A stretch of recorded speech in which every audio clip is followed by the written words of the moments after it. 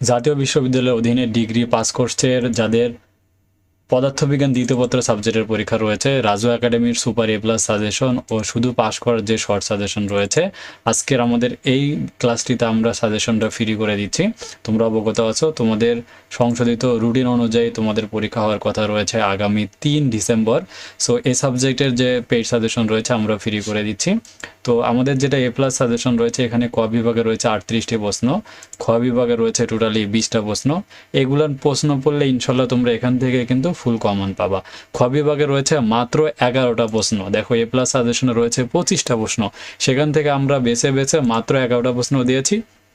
এই 11টা প্রশ্ন তুমি যদি শেষ রাতের জন্য আজকে রিভিশন করো, ইনশাল্লাহ এখান থেকে তুমি 4 থেকে 5টা প্রশ্ন অনায়াসে কমন পাবে। এরপরে গ বিভাগে রয়েছে দেখো টোটালি 50টা প্রশ্ন, যেটা ক এবং খ মানে ক খ করে 16টা প্রশ্ন থাকবে, এবং সেখান থেকে শুধু পাস করার সাজেশন আমরা দিয়েছি 20টা।